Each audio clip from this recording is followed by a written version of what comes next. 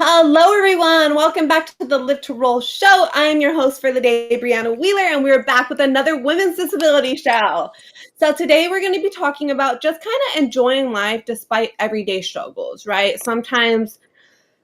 A lot of times people don't realize all the kind of behind the scenes that comes with being disabled. And I think sometimes we forget as well, that it is really hard, even though we're smiling and we're having a good time and, we're enjoying our life and our moment, doesn't mean that there's not behind the scenes struggle. So we're just going to dive a bit deeper into that. Before we do that, we're going to do introductions. As you guys may know, my name is Brianna. I was wrongfully shot 7 years ago, and I'm a T12 paraplegic, and I am from Los Angeles, California. Let's go to Jane. Hi, my name is Jane Compton. I am from Northern Virginia. I have a condition called vascular Ehlers-Danlos syndrome. It's one of the rare forms of EDS. And yeah, that's Where are about you from? it. Northern Virginia. Oh, wow, that's a bit of We're ways. all the way on the East Coast, yeah. Yeah. Okay, let's go to Kimy. Hi guys, I'm Kimy Churchill. I'm from Las Vegas, Nevada, and I was in a car accident in August of 2020. So I'm coming up on my 3-year life day this month, and I have a complete spinal cord injury. I am paralyzed from the chest down on the T4 vertebrae. Wow, I didn't realize that you were so new as well. You're shining, baby girl. Love it. Okay, what about you, Elena? So my name is Elena Pomposo. I am from Los Angeles as well, born there but raised in Ventura. I have cerebral palsy. I was born with it, and I have spastic cerebral palsy, and I'm considered a quad. Okay, thank you. And where did you say where you're from? Los Angeles. Okay, great. Oh, so you're local. Where do you live? What city do you live in? Well, so I was born in Tarzana, but I live in Ventura, so I'm in Ventura County, but Okay, in the valley, more towards that way. Okay, yeah, I'm a okay. Valley girl for sure. And Kimmy, it's so hot in Las Vegas, huh? Yeah, my AC's Oh turned my up goodness. here I was inside my thinking it was house. hot over here right now. I was about to complain and I was like, oh my God, the temperature is probably crazy over there in Las Oh Vegas. no. Sending you so much love. Okay. So let's dive deeper into our questions. So our first question is going to be describe finding out about your disability. How has your disability affected your mental health? And what tools do you use to cope with that? So let's go to Jane. So I was diagnosed with a terminal disorder when I was 22 years old. I was pretty much medically gaslit my whole life. Mhm. And we didn't really find out until I really buckled down and started trying to find answers. So, of course, Ehlers-Danlos syndrome has 13 different types. You probably have heard of the hypermobile type, but with vascular type, it works a little bit differently in the body. It's more so your blood vessels, your organs, your skin. And for me, it has really changed my way of existing. Um, yeah, and the first few years after diagnosis, because it was a condition that I was born with and I didn't get diagnosed until I was 22, it really took a hit on my mental health because it really took away my career and it took away like literally pretty much whoever I was at the time, and kind of reformed me into who I am today. And it didn't really take until I took my own mental health into my own hands instead of trying to rely on others for that like emotional stability. Mhm. Um, and of course, medications help, having a support system, and Mhm. really finding your community and people who are like you so you really don't feel alone. And Rolettes has really changed that for me this year. It was my first time attending. It was absolutely amazing, and it was so great seeing everyone. So, Oh, yeah, I'm so happy for you. Yeah, it takes a little bit, especially afterwards, and I'm sure like we're all gonna have similar stories of those that's like that beginning downfall. But oh yeah. Yeah, and that's super difficult. So just diving a little bit more deeper in that, does the doctors know now what you have and giving you the right medications? Or are you still fighting to like get diagnosed properly? Oh man, it's a double-edged sword because we do have that diagnosis, and it's I've every doctor that I've encountered has been like, I've never seen this before. So we're kind Mm-hmm. of having to build everything from the ground up. And state Medicaid does not help at all. Mm-hmm. Because they're very limited in what they cover, especially for experimental treatments, which is what I need for my condition. So it's been it's been up and down. A few of my doctors are very knowledgeable and they work with me a lot. That's And others, it's really just kind of wasting my time. But yeah. Yeah, it's so hard with the medical system, and I don't think like also they realize how they affect our mental health a lot too. Like getting anxiety going before, getting so frustrated and depressed afterwards, like not getting the answers that we need or our pain not being validated, I feel like is a big problem within the disabled community. Yeah, I would agree. Okay, so let's go to Kimmy. So for me, I was a passenger in a rollover car accident, and so finding out that I was paralyzed was kind of a blur at first. I don't really remember much because I was asleep when it happened, the accident, I mean. Mm-hmm. And then I just woke up in the hospital, and the first time I woke up, they just tried to tell me what happened, and I think I was sort of like just freaking out about everything. So they had to give me morphine, and then I went to sleep. And the second time I woke up, that's when it really like hit me what happened. They told me that I would never walk again and all that. Yeah, I remember I couldn't stop crying when I found out, and the doctor said I was paralyzed and all that. Um, I would say my mental health was in a really bad place, like, the first year. Mm-hmm. I mean, I still have my dark moments now, but it's in a much better place, like Mm-hmm. right now. And it took a while to get here, and I cope with it by, praying to God every night Mm-hmm. and going to the gym as often as I can. I try to go like 3 to 4 times a week. So to strengthen my Wow. upper body as well as my emotional, mental health, because they also have therapists there. And, filling up my social calendar with positive people and events like the roulettes experience. It was my first time this year. And that helps me deal with everyday life. So basically, just, yes, everything positive. I try to just stick to that. I try not to have negative thoughts. And if I do, I feel it for a moment, but I don't live in it. I don't dwell in Love it. it. Yeah, I'm really big on that as well. It's like feeling your emotions, which I had to teach myself to do after my injury. What I realized is like my mental health was not the best before my injury. So when I had my injury, it like double impacted it. And I kind of just was lost and I didn't know what to do. Not even like as a disabled woman, but just as a woman in general. It was just like, where's my place at in this world? So that can be super difficult. Did you have a lot of family support when you were injured? Yeah, actually, my family has been there for me since day one. But when I got injured, it was the height of the pandemic. So I Mm-hmm. didn't really get visitors at the hospital. I wasn't allowed to have visitors. The most I could have was one person for 15 minutes a day. And that was Wow. like really hard. So I had to FaceTime with a lot of people. And yeah, thank God for technology, right? Yes, for sure. But I think it still affects your mental health for sure. I think it's hard, like not having that connection in person. I talked to a lot of people who were injured during the pandemic, and they all kind of feel the same way about that they didn't have that same connection into the community. And so, Mhm. yeah, that can definitely be difficult. But so proud of how far you've come, especially so newly injured. I know it may seem like forever, but you're really doing such a great job. Thank you. Okay, let's go to Elena. Am I saying that right? Elena or Elena? Yeah, well, you can either say Elena or Elena. It doesn't matter. White people, I have them say Elena. So it's Okay, a but mix.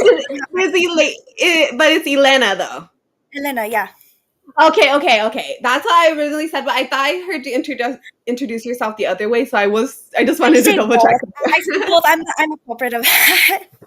Okay, me too. I don't really correct people when they say my name wrong. I'm just like, okay, whatever, float your boat. And before you answer, baby girl, let me just say hello to the chat. Hello, Nikki and Candy and Sarai and Erica's up in here.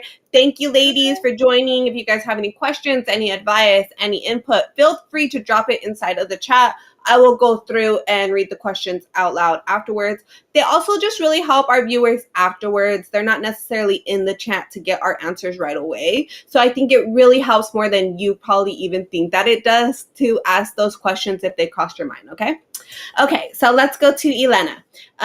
Just describe finding out about your disability. So you were born with it. So when did you really, what age were you when you really realized that you were different and you had a disability? Yeah, so I would say that there has been 2 points in my life where I feel like it's really just hit me like a bus. I'd say the first time that I kind of realized what it meant to have cerebral palsy and be disabled and use a chair was when I was 10 years old. I had my second major operation where they had cut and rotated both of the bones, both of my legs, the bones in both my legs, and I had my mental health just plummeted at such a young age. I became depressed and suicidal because I felt like a burden. So that was, I feel like the first time that it really hit me. But I also feel like I kind of came to a realization that recently, because I've been dealing with severe chronic pain for the past 2 years, and I'm just starting to deal with it now, it kind of feels like it's more in my face than it has been my whole life, if that makes any sense. Yes, it makes tons of sense. So how has that affected your mental health? Yeah, it's definitely taken a huge toll on my mental health. I What kind of saved me as a kid when I was feeling super lost, and telling my mom, I'm a burden and I want to die, I realized, if I can survive this and I can go help other people like me. So Yeah. my goal is to become a therapist, and I really like to work at Children's Hospital in LA, and help the kids there because I went there and I have that experience and I know how traumatizing it can be to have surgeries and go through all of these doctor's appointments. So I definitely say they go hand in hand. People care so much about how you look and how your body is behaving and how everything on the outside that I feel like they kind of forget to check and be like, okay, so how are you feeling? Not physically, but mentally. That's what I felt like I was missing in my childhood, was people kind of checking in on me emotionally and mentally. Yeah, I feel like that's a big problem with society in general. I think that it's not common to check in on each other like that, especially in families, sometimes you're lucky and you find friends that can do it and fill that void, but you have to think growing up and not really ask how are you doing? What do you feel about this? And or also just being held when you're crying instead of being told suck it up, little things like that can really trigger you and can hurt you a lot, and so I think that as a community, we're really good at checking in with each other in that way, and we're really good with venting with each other, and that's why I really do love just hanging out with my community, because I feel like that stuff kind of comes out more naturally and we understand each other more than other people do, I feel like. And yeah, I feel like a lot of people, even when they hear about our injuries, they're not really thinking about the mental health aspect of it, or she's paralyzed, but is she sitting there wishing that she died, wishing that this wasn't happening, she wasn't on this planet anymore? Do they really realize that it's that deep for us? Your mind can be your own worst enemy sometimes, and it can tell you some ugly things, and when you're in pain constantly, it's not easy to quiet that voice down. It's very loud and it's really hard, and so yeah. And then also realizing every day is different, right? Where we talked about was just because I'm good on this day doesn't mean the next day something's going to trigger me and I'm going to get really sad about it or really angry about it and need to regroup, so yeah, I definitely feel you on that. So what do you do to cope with it? What are your main coping strategies for dealing with your mental health? I would say anything that's creative, where I can express myself, whether it be art or acting or singing.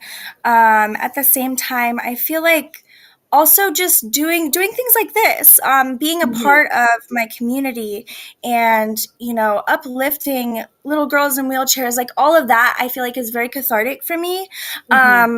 And so I feel like if I can at least help someone else or like relate to someone, that's kind of how I try to cope, is to reach out to people who I feel like can understand a little bit better. Yeah, I love that so much. I feel like a lot of my healing came from the community as well, and kind of just realizing that there's going to be another girl in my position and kind of just helping her through that. For me personally, like when I found out I was disabled, with the trauma, I didn't cry at all. I was like, which is just a trauma response now that I realize what happened. But I just realized instantly when I was shot, I realized that I couldn't move my legs anymore. And so already in the back of my mind, I kind of knew something was wrong. I was very calm in the situation. Don't ask me how. It just is what happens. My body responds that way. And then I remember they wouldn't let my boyfriend into the hospital room because he was with me when I got shot. So they needed to like question him and all this other stuff. And the doctor came in when I was alone laying on the bed, and he was just like, "You're paralyzed." And I just looked at him and I just said, "Okay." And he was like stunned. He was like, "Do you understand what I'm saying?" And I was like, "Yes, you're saying I can't walk anymore. I understand." He was like, "Okay, well, let me know if you have any questions." And I was like, "Okay." And it was more the pain aspect of me. Like afterwards, they needed to give me morphine and all this. My nerves were on fire, so had to wait for the nerve medicine to kick in. And that's kind of what broke me. It was more that than the fact that I was paralyzed. But then like the next year, sitting there and dealing and like realizing really all the things that it affects, how much my life is actually going to change because of my disability. That was a hard thing for me to grasp. I didn't know who I was anymore. And that was like, it was a breaking point for me, definitely. I had always been super strong, super independent, and all of a sudden I couldn't do anything for myself. And I felt like a burden. And I was overwhelmed by all these feelings that I didn't know. And I didn't know that I needed a community or help in that way. And when people would ask me if I was okay, I would just say, "Yeah, I'm alive," and I would just be preaching to them and be helping them and not really realizing that not only is my body messed up right now, but my mind is messed up and I need to fix it, because I don't like living like this. I don't like every day wondering why I'm here. What's my purpose? And questioning God. Like I was so angry at God in the beginning and just being like, why me? I always say everything happens for a reason, but what the hell is the reason for this? Like I was very frustrated and I wanted him to come in my hospital room so we could have a chat, and it was hard for me to deal with that. Definitely. The community helped me so much. The Rolex experience was a big breaking point for me. And going to therapy and really just talking on my emotions, journaling, finding little things, like little goals to help me get through the day, whether that's just going outside for a little while, changing my clothes, doing a task on those days where I don't want to do anything. Even now, I get sucked into where I just want to lay and cry and watch Netflix for 10 hours. And I have to remind myself, Brianna, you need to get up. You need to do things. You need to live your life, because this isn't giving you a purpose right now. And of course, it's okay to have your rest days, but it's just learning that balance is definitely difficult. Okay, so our next question is, describe what a bad day can look like for you. What struggles affect you most, and what helps you when you're on this struggle bus? So we're just going to describe, like, honestly, what would be like the worst case scenario for you. What have things that have happened, things that like people might not know that you're dealing with, whether that's accidents, pain, whether, it's mental health, whatever that is for you, you can kind of just dig deeper in that. Before we do that though, let me just look at the chat really quick. Gracie, hey girl, so you're just doing introductions right now.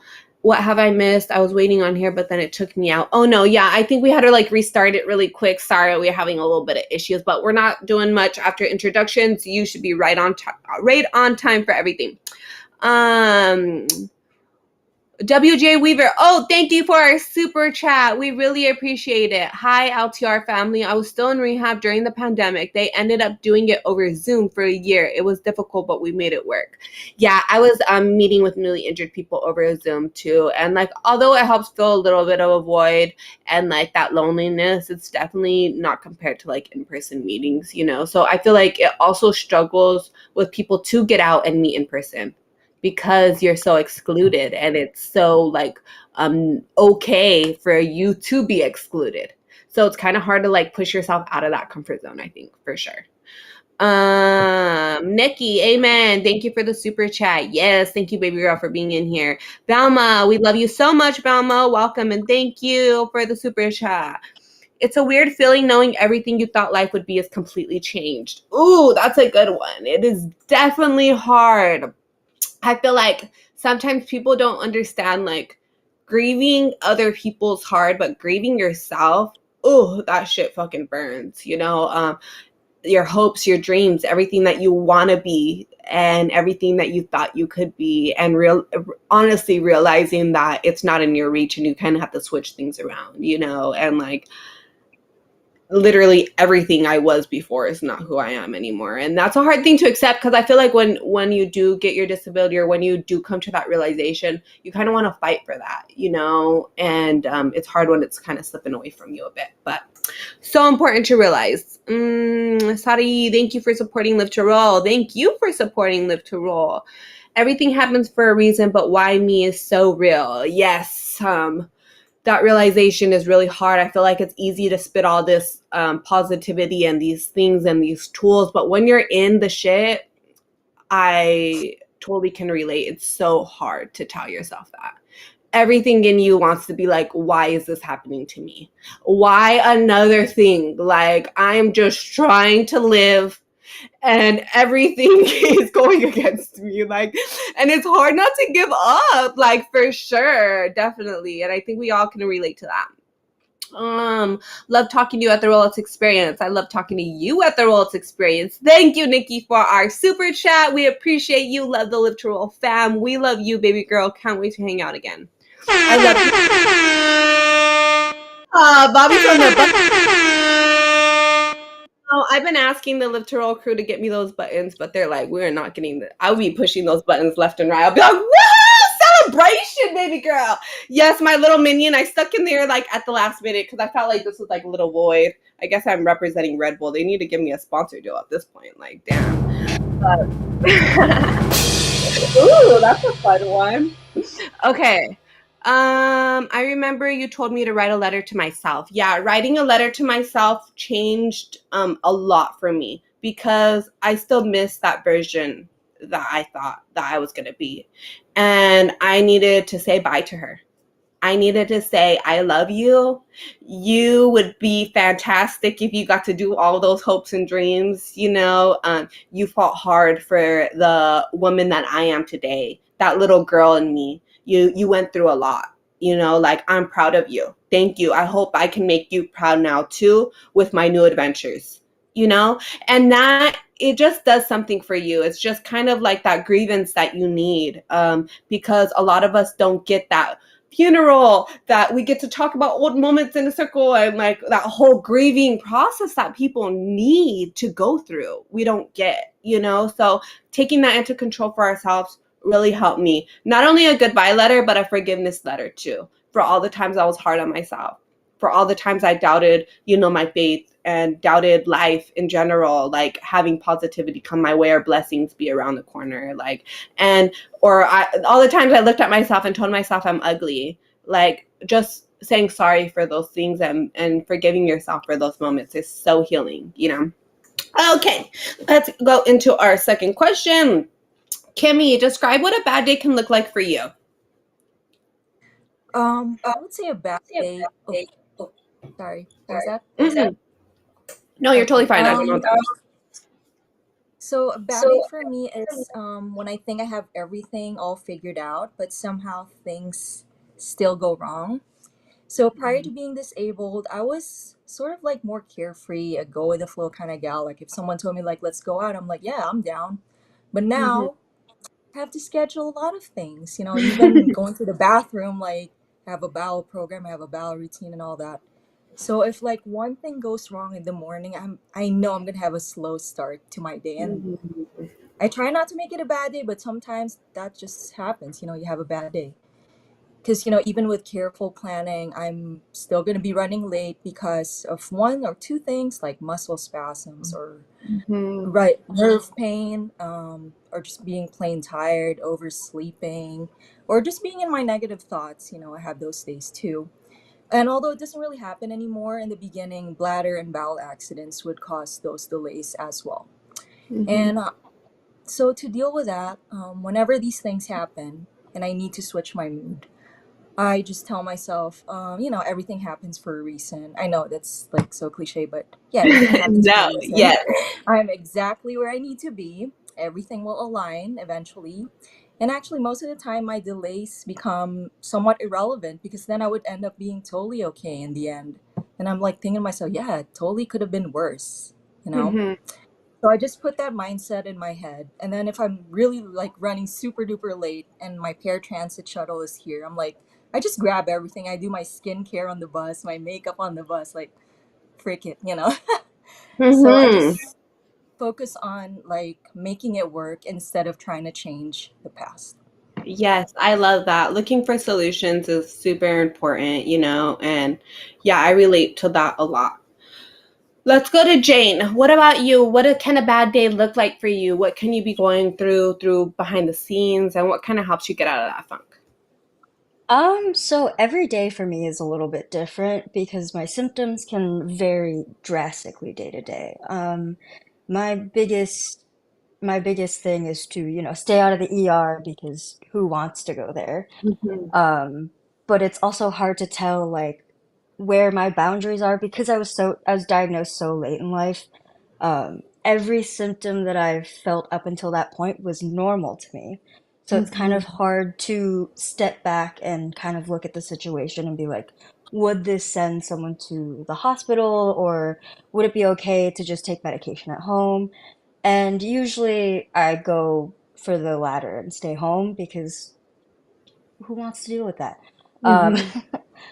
but really, it's just I gotta stick to my PT, do my exercises, make sure I'm fed and make sure I'm hydrated and make sure I'm well rested as well as you can be. Um, Mhm. but it's really I just have to make sure that I do those things first before I really delve into something else. And some days it's just you gotta stay in bed and watch Netflix and do nothing Yeah. because you gotta allow yourself to do that if you wanna go do other things, the spoon Mhm. theory um and I think everyone experiences some form of repercussion after exerting energy. Mhm. Um, but it's what you do with that after and what you do during and what you can do for yourself, like in general. So I think just, the way that I kind of get myself out of the funk is like, is the cat fed?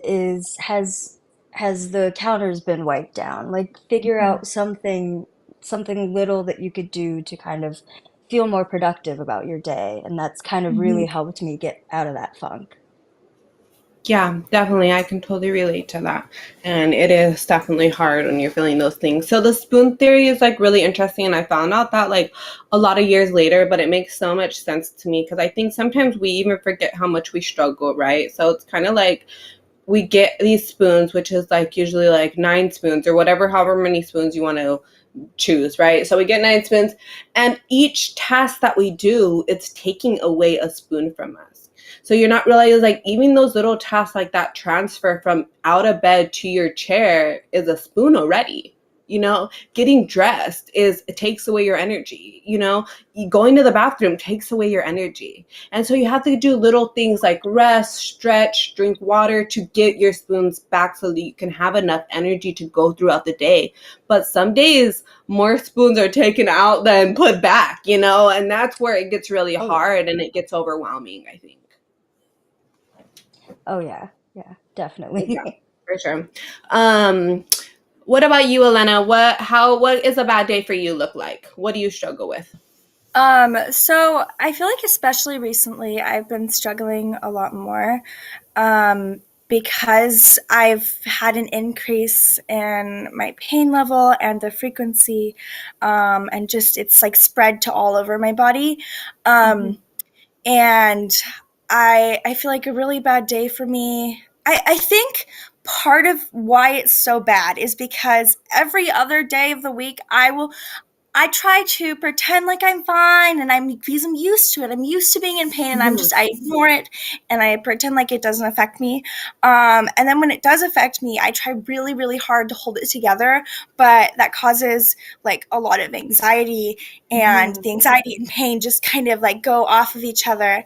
And I think for me, it's the hardest, like, because to be able to ask for help, like when I'm having days that are so bad where I'm like, I need to have help getting out of the shower, where sometimes I can do it by myself, or like help with things that I don't normally need help with. I feel like not only is my body struggling, but I feel like mentally I like go to like a dark place because I feel like, oh, I used to be able to do so much more when I was this age and that, and all these comparisons. Also, yeah, with like accidents and like bowel and bladder issues, I feel like it's not super talked about. And so it doesn't happen to me too frequently anymore, but it's definitely something where I'm like, oh my God, I'm an adult, like this shouldn't be happening. But I just kind of have to like remind myself that it's normal to happen, when you have different disabilities or injuries. Yeah, I relate to that a lot, definitely. I struggle with being in pain so much. So I'm naturally in a lot of pain the moment that I wake up. And this little split second when I wake up, there's like 1 to 2 seconds before I don't feel anything. And that used to be enough to like break me already during my day. Like in the beginning years, those moments would just tear me down because I'm just like, I almost got a like reminder of what it could be like. But now I'm filled with pain, and I don't think people that don't deal with pain like realize how hard it is to really be in pain 24/7 and not have it go away. And like, of course, for me it can be minimized, but it doesn't go away. And so there's different levels. It's like, yeah, you've been punched the hardest and now I get punched the second hardest. It's like, ow, it still fucking hurts. It's the second hardest hit, but of course it's not compared to the worst. So it's like, do I have room to complain, And it's hard when it's so many different things at once, it's like, fuck, my back is hurting. Now my nerve pain is hurting me. Now my head is hurting me. And now I'm just exhausted, and now I have a UTI. And now it's just one thing after another where I feel like, am I just that complaining little girl in the corner just nonstop, And because of that thought, I have a really hard time sharing what I'm going through with my health.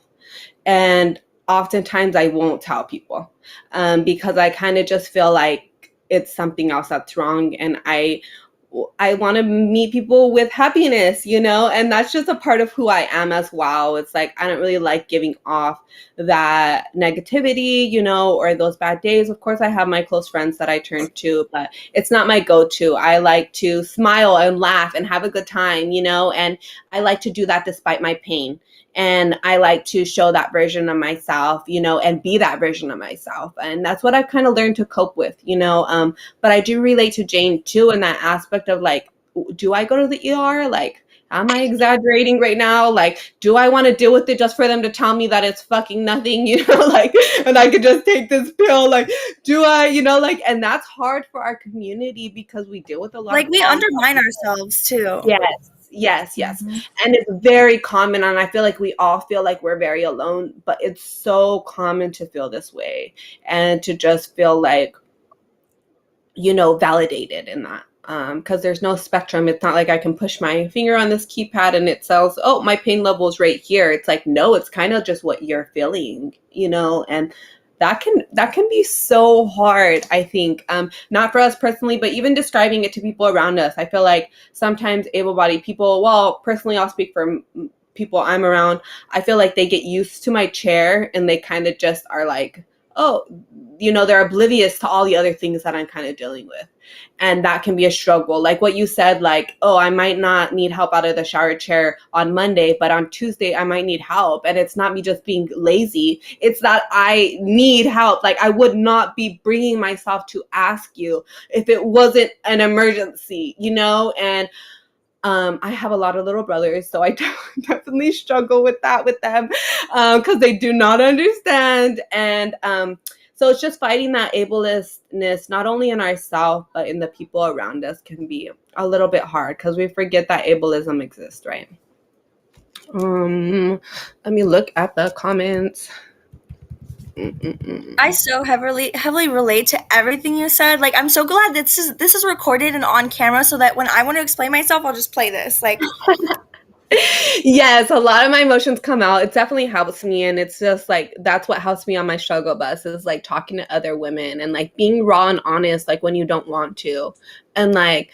Yeah, like you don't, of course I want to come on here and like motivate and all that stuff, right? Because that's a big part of it. But it's also like, well, I'm struggling too. And not every day can I be that version of myself, and accepting that because I don't like that version of myself that's in pain and that's down and that's depressed and that can't stop crying, like I hate that version of myself. And I think it's even harder to come out of the funk when you hate that version so much because now you're just like, you're down on yourself, you're talking down on yourself, and it's so hard to like snap yourself out. Like maybe I need a schedule.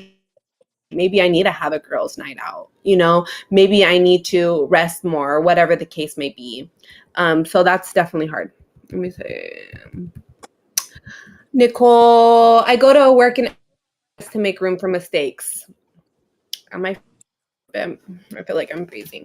Yeah, I schedule everything early too, and I'm still late, girl, all the time. And I literally schedule it an hour early. You would think like, oh no, this bitch is just running late. Like, no, I literally try my hardest to get there. Sometimes it works, but most of the time.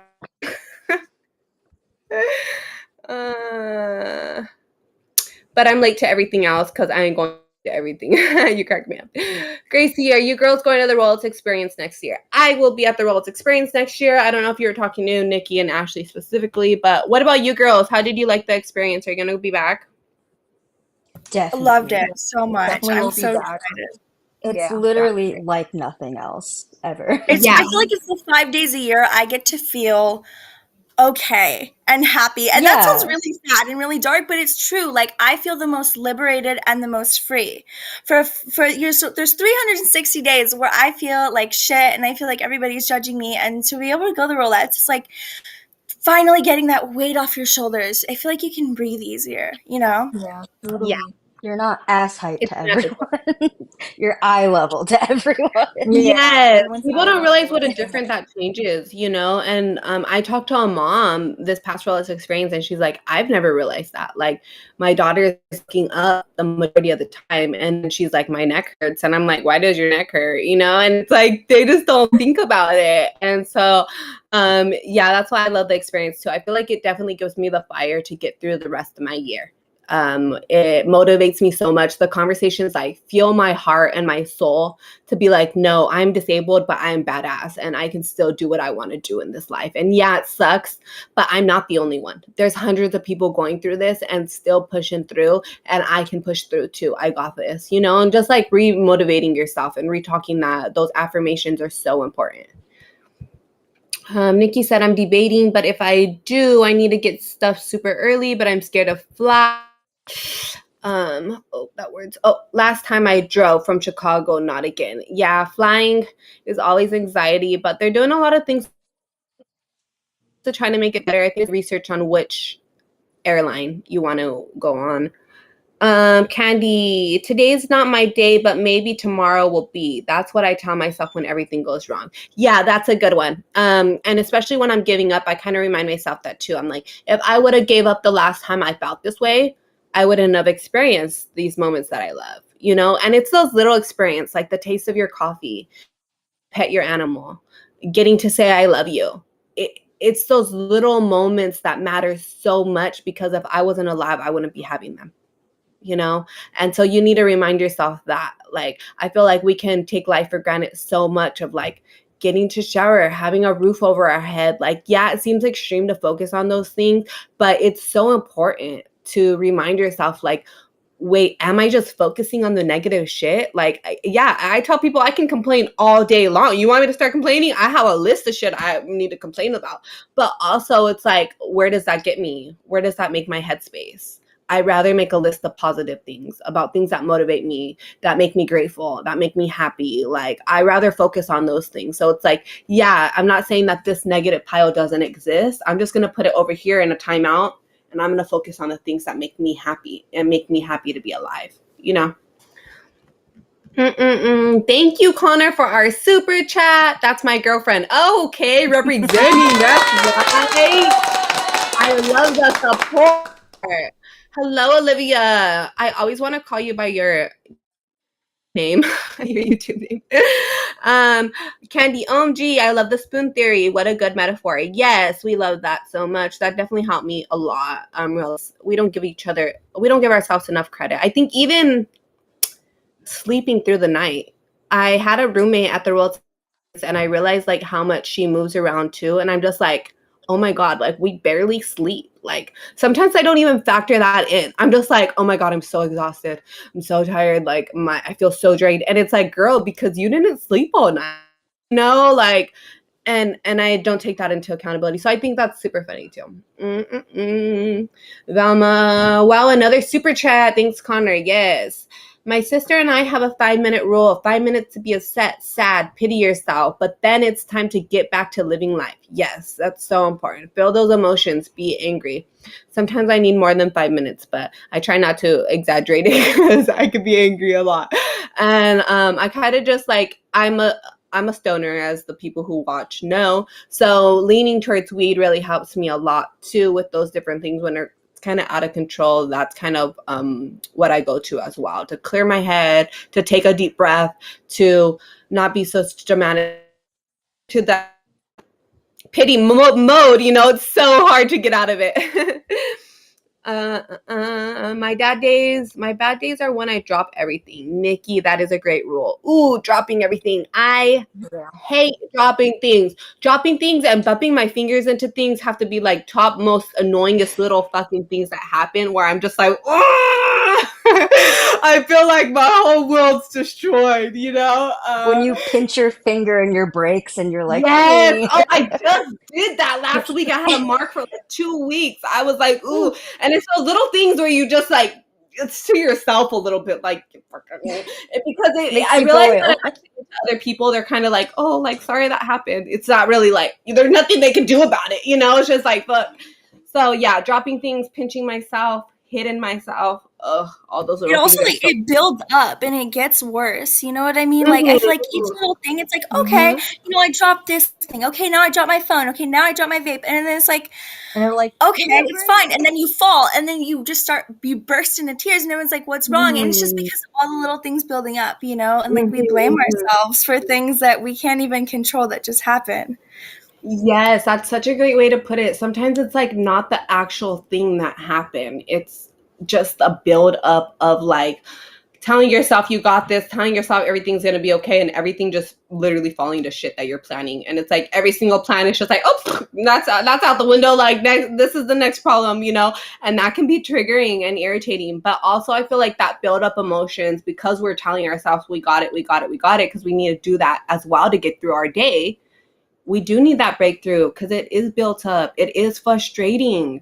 Like, I don't think they realize, like, yes, I can pick it up off the floor, but do you realize the pain that it causes me?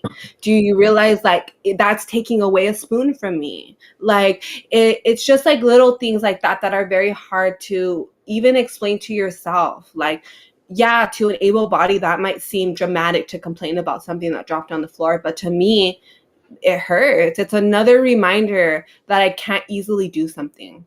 And that it feels like your body's betraying you. Like, I don't know if any of y'all ever feel that, where you're just like, okay, I'm going to do this, especially with my cerebral palsy, because I know what I want to do. And then my body will do like the complete opposite, or it'll do nothing, or I'll fall, and it's just like, you rely on your body so much to live. But I feel like that's why it's so frustrating, is that we can't like fully trust or depend on our entire bodies. Like, it will betray us sometimes. Yeah, Absolutely. definitely. I feel like it's a love-hate relationship with my disability, with my body. We have a love-hate relationship for sure. I cuss her out sometimes. I'm like, girl, get it together. I can't handle this shit, you know? But it's so hard mentally, you know, you're so right to like be like, I want to do this and my body is not letting me. That's honestly right there, which it gives me chills even thinking about those moments, because it's just like they get to me so much. I'm very outgoing. I love to be at the birthday parties and the events and talking to people and smiling and making memories and doing all these things, but it's like I'm so exhausted, like mentally, physically, everything.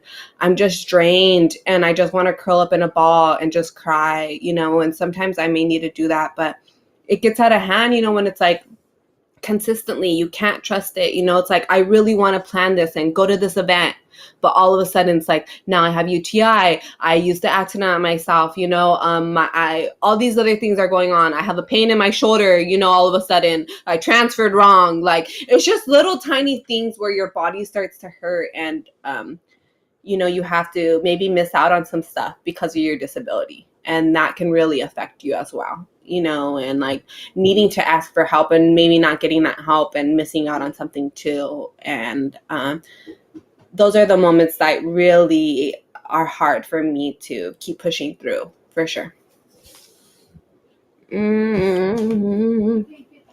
Nikki said, I mean, my theory is it's easy to be upset at this. It's easy to get depressed, but we got to put it in the hard work to change our mindset and enjoy the life we are blessed to live. Yes. Amen.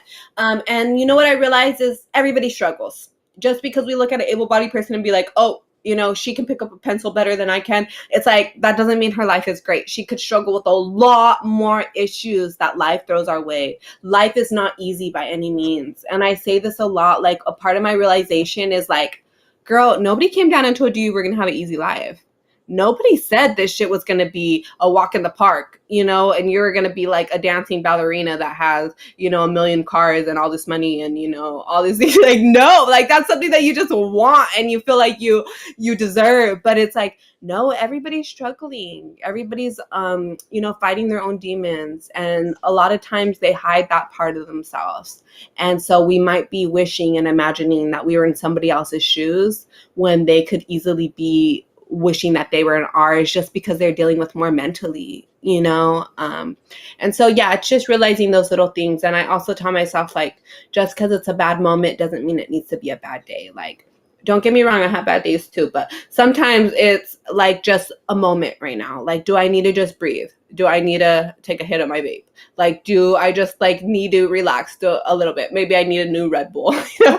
Like little things that just calm myself down. So you have to recognize your triggers and you have to recognize also what backtracks that trigger, you know, and like really telling my brain, no, stop thinking about this. Stop hyper focusing on how bad this sucks, because yes, it sucks. We could compare it a million different ways. Let's focus on something else that makes our heart happy. Maybe I need to pray right now. If you're not into religion or God, maybe I need to do some breath work. Maybe I need to recenter with myself right now. And when you're feeling that overwhelmed moment, it's so hard to tell yourself that, but we need to get into the habit of doing it, because there's not always going to be somebody around to tell us, you know? Do you guys do any breath work or, you know, I can't think of the word right now. It's like mindset, something mindset. Like mindfulness or Yes. Mindfulness. Yeah. That's so fun. Yeah. I definitely do. Oh yeah, definitely. Sometimes I find it hard to concentrate though. Like, I don't know, I just can't take myself seriously sometimes when I try to meditate. 100%. But I do try. I do try. My ADHD just radiates. I know. Do we all have ADHD? Because I kind of feel like we do. No, same exact way right here on the same bus as you guys. How funny. I love you guys so much. You guys are some of my favorites that I'm at. So what I say is guided meditation helps me. So the one like Oh my gosh, yeah. telling you and talking to you throughout it. Breathe in. Now we're going to think about this. Now let your mind just flow. There's one on Netflix actually that I use quite a bit. Headspace. That one's good. It has a guided Yes, I like meditation that. that just guides you through it. And it's so hard to pause and stop. It's not just a disabled thing. It's just a society thing. It's so hard to be like, wait, I need 5 minutes to myself right now. I need to breathe. My mind has been nonstop running. I have a very, very crazy mind where my thoughts are just bing, bing, bing, bing, bing, bing, bing. And that's exhausting too. Like the hell, that's added on everything else. Like, and then with the disability, it's like, is this checked? Did I empty my catheter? Do I need to take medicine? Do I need to do this? What am I forgetting now? And that can cause so much anxiety, just that in general. And then having to be in new places, having to take on other things, on top of all that anxiety is so difficult. Like we need to give ourselves credit for that and realize it definitely. And yeah, that's what I was saying about that. I was gonna say too, the Calm app is really good. The Calm app, like you can either subscribe or you could use the free stuff, and the free stuff is good too. You just don't get as many options, and I find that really helpful. Even just like some nice, like relaxing ambiance to like try and help me sleep if I'm in a lot of pain is really good. Yeah, that's a new thing that I'm trying, like candle lit, yoga type vibes. I've never been that girl, but I'm trying my damn hardest to be like a vitamin taking yoga bitch over here, okay? I'm trying to get into my I mental get health. I feel like I'm getting distracted. older. I get distracted too, but it's like just like anything, right? It's like we need to start from Yeah. somewhere. So what's going to be the best for me, and I feel super awkward and weird when I'm doing it. But it recenters me, so if that's what I need to do in my old age, like I feel like I'm getting so much older, like needing to do all these little things for myself, but it helps and it's needed. We need a rest, we deal with a lot. Olivia said, pain or not, I remember seeing Jane and Elena killing the dance routines at RE. You guys were over there moving and grooving. Did you guys like the dancing? Oh my It gosh. was Yeah, that pretty was hard the for me, main but I reason that liked why it. they. Yeah. Yeah. I think it But was oh my really gosh, I took fast. fat naps. Afterwards, did you guys do all of them? Yeah. I really tried to, but it was kind of like a moment to moment kind of thing. If I didn't feel up for a class, I didn't go and I just kind of rested. But the classes that I did go to were so fulfilling because it's just everyone Oh, around you is just, moving I and mean, we're grooving. all kind of, yeah, we're all there for one reason really, and it's really great. Yes. What Well, about yeah, you, and Kimmy? it's Did hard you to go see to that? every class What do you say, because you Elena? want to go to every class and do as Uh-huh. much as you can, but you can't. I feel like you get too tired and too worn out. And some dances you can do, and some you can't. So 1,000%. That's how I feel. Kimmy, did you do any dancing? No, I'm actually not into any of those. My friend Bea, whom you met, she was trying to catch some of the dance classes, and they were usually early in the morning, and I'm not really like an early morning Yeah, same. person. So she was doing all that while I was still sleeping in the hotel room. Well, tried to I do it feel you. anyways. I wasn't sleeping. I was getting ready because I need a lot of time. I like to give myself time, like we talked about, to really like get ready. But yeah, girl, I'm the same way. I don't know why everybody and their mama thinks that I dance, but I just like don't like it. And I'm like, you will not catch me at the 8 a.m. workout. I'm just not that girl. I'm not gonna be there, So I totally feel you on that. RE is hard because it's like you're paying that money and you're going and you want to experience everything. But what I realized over the years is like you really do have to pick and choose, like Elena said. Like you really need to see how you're feeling and if you're up to it. And it's like if I do this really crazy dance routine because they're pretty intense for this hour, like am I going to be able to make it until 11 o'clock tonight, when it's time to party? Mm-hmm. I'm more the one You need that's to trying to go save to the some of your party. energy, right? Yes, I need to save a spoon. You see, so I'm saving my spoon for the party afterwards, and not for right now at the dance routine, So that's just who I am. But I love seeing all the girls so happy and excited and like moving and just like the beauty of seeing that many chairs inside the ballroom is so freaking dope, right? Okay, well, and I I am. think too, like something I was gonna mention is like I don't know if anyone who danced experienced this, but like I felt like I felt bad about myself. I felt like, oh well, there's these all these other women in chairs, and they're going to every single dance class, and they're fine, and they can do it, and they have the energy, and they can move their arms differently than I can because maybe they're just a die, not a quad. And I felt so, and then I stopped. And I was like, girl, what are you doing? You are at like an empowerment event. You are surrounded by these beautiful people. You don't need to be comparing yourself. But at the same time, I was like, well, am I too disabled or am I not disabled enough? And I just had to like stop myself and be like, girl, you gotta chill. Like, go pack a bowl. I love it. No, I totally I feel need it. a smoke break. Yeah, I definitely need a smoke break. A lot of times when I'm building up, I definitely need a smoke break. This year was definitely hard for me. I was an ambassador this year, which I love being. I love being behind the scenes and getting to make it like a really special event for the newcomers and really getting to like connect with people. It's really like on my heart that motivates me and fires me. That's probably like one of the top things that I do like to do. But it also took away from a lot of like the smoke breaks as well, like the sessions and like going out and really hanging out with like the girls that I really like to hang out like on a personal level. And so I felt a little jealous of like them seeing their pictures and I'm not in their pictures this year.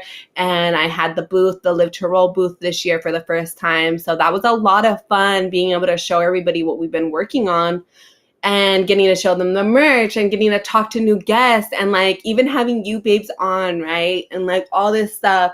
But then it was just so exhausting as well. My body hurt so bad. There's also like a letdown afterwards. Like, I don't know if you guys feel that, like you're so excited and then you're like, oh, I don't feel like I'm not surrounded by these people anymore. And you almost feel like you it's a loss, but you're like, you try to cling on to the happy feeling. I don't know. Yes, definitely. That's why I really like the Boundless Babe program. I don't know if you guys have joined it, but the society is just so good because you get to do monthly check-ins and you kind of get to have like a little girl group and like hang out. And not only that, but work on yourself. I really feel like it changed my life, helped me dig deeper a lot into these little things. And so I would definitely suggest doing that and like focusing on that as well. But yeah, there is a bit of a crash afterwards. And it's kind of just remembering that that's out there, right? And that happiness exists.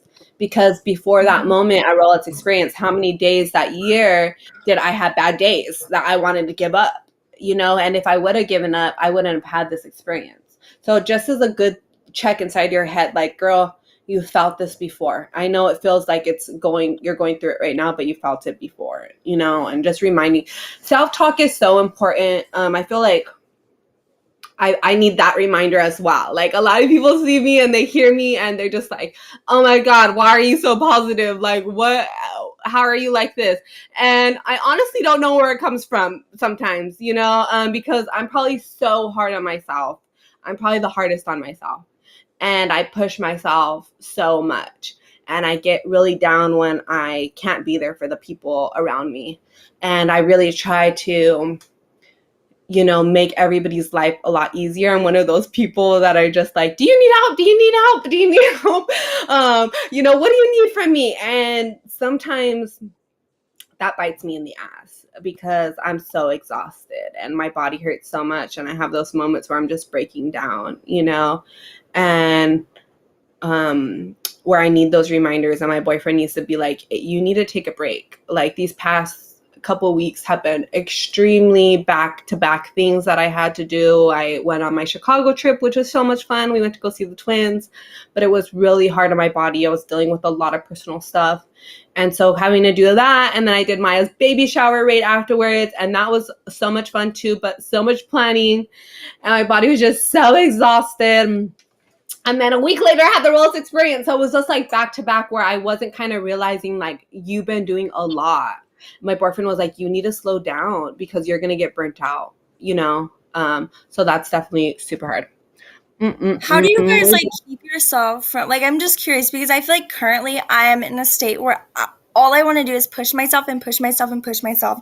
And it has been having negative effects on my body, but I feel like I can't stop. I feel like, oh, well, I'm being lazy. I'm giving up. I can't rest. I can't take a break.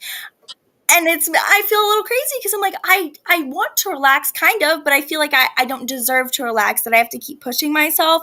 I was wondering if like you guys also struggle with that and like know of any ways to just kind of like reframe the way you're thinking about it, because I've been struggling recently. I'm sure we I feel do. that.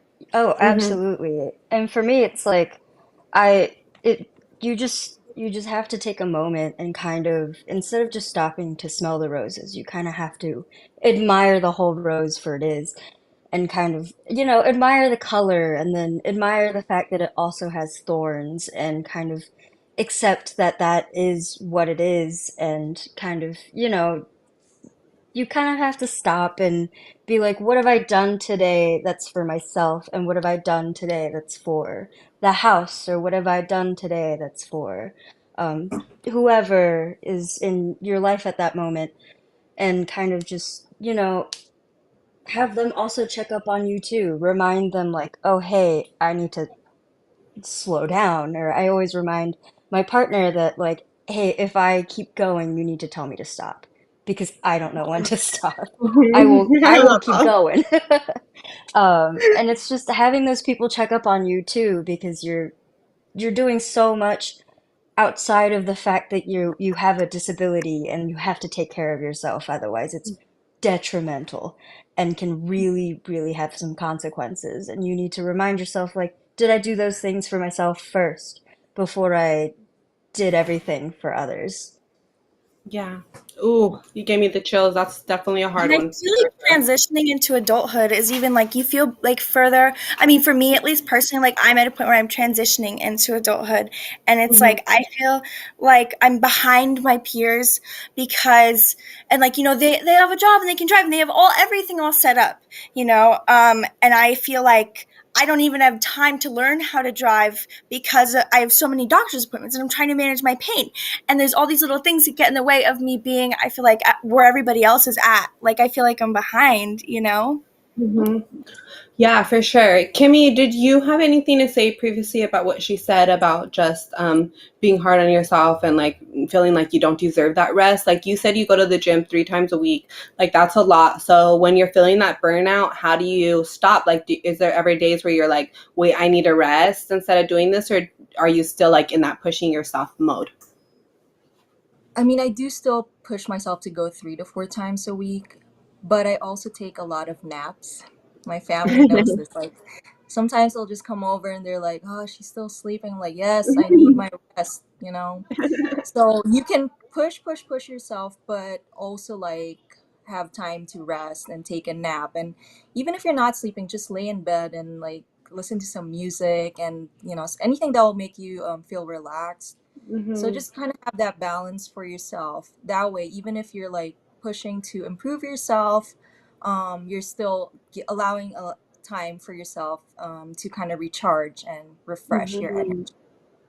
And Yes, I that's love that yeah. so much. I feel like Mhm. scheduling in rest time is so important, especially when it's busy.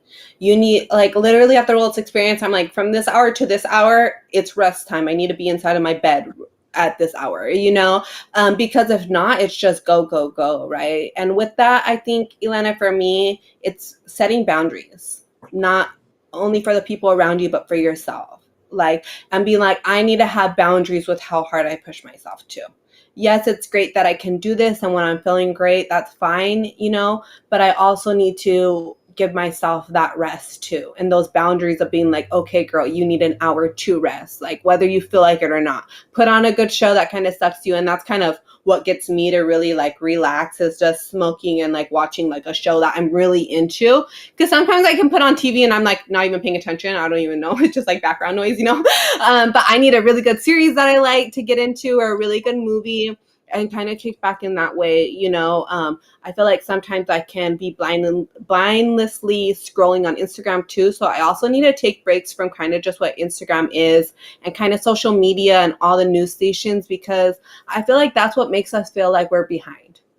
I feel like we see all these perfect moments in people's lives gathered in one spot and we're like, fuck, where are all my perfect moments at?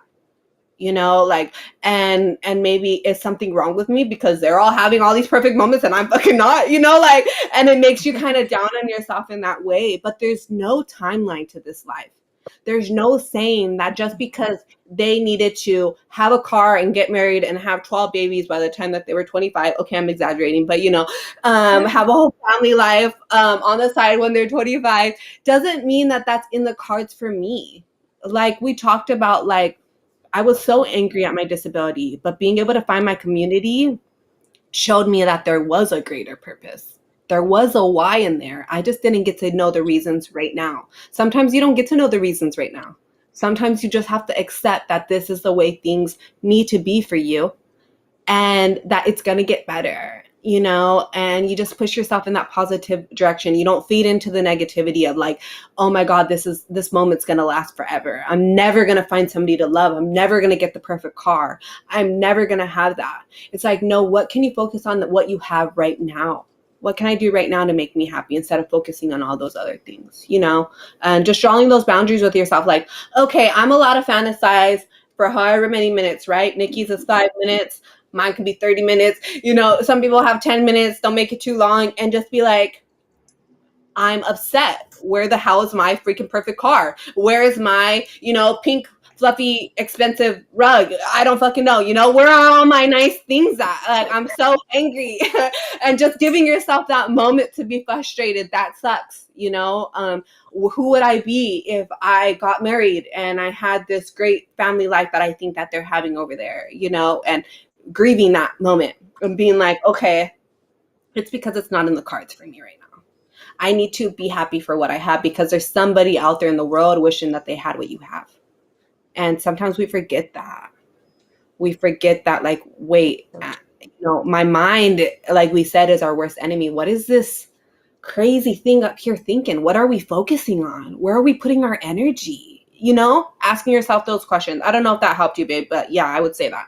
No, that's very, very helpful for me. Like, just kind of like knowing that you can allow yourself like to schedule it in, I think is going to be really helpful for me to just like actually be like, and to have those boundaries. Like, I'm definitely working on having boundaries, but it's like it's hard when you're used to Mhm. pushing yourself past your limits because of pain and stuff. Mhm. I feel like that's why I push myself so hard, is because I'm like, oh no, it could hurt worse, it could be Mhm. worse, and then the next day I like can't move, you know. Mhm. Mhm. I totally get you, and it's drawing boundaries with that too. It's like, what energy, what spoons do I need to save right now so that I have enough to get through the next day? If I would, yeah, I probably could do those 5 transfers, but am I going to be able to do one transfer tomorrow? No, you know. So it's like, what, I need to weigh it out, and like that, learning that and finding that routine is probably like a hard point, a hard learning point. But once you get it down, I feel like it gets a lot better to have like that routine, and for sure. Um, so this was all your guys' first Rolex experience. So it was Rolex experience your first outlet to the disability community? Maybe explain that and like what made you really be proud to be disabled and be a part of this community. Let's go to Kimy. Okay, so yeah, the roulette experience is the most recent time that I really felt proud to be disabled, Mm-hmm. and no, it's mostly women too. But I think the first time that I really felt proud to be a part of the disability community is when I joined my gym here in Vegas. It's called Mm-hmm. Driven Recovery, and I joined a couple years ago.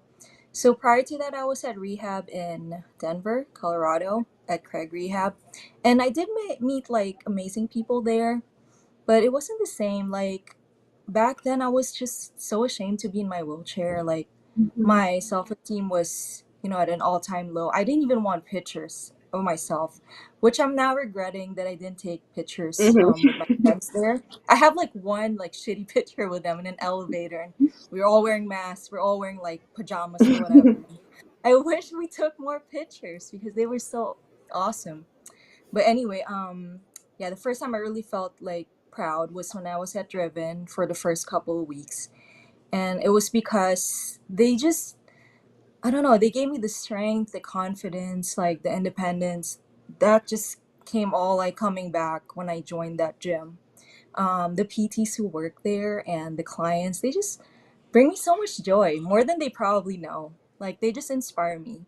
And whenever I feel like bad about myself, I just kind of look around and see like someone who's needing my help or maybe struggling more than me, and I'm just like, I'm thankful for what I have, and I just want to like be a light to these people the way they have been for Mhm. me.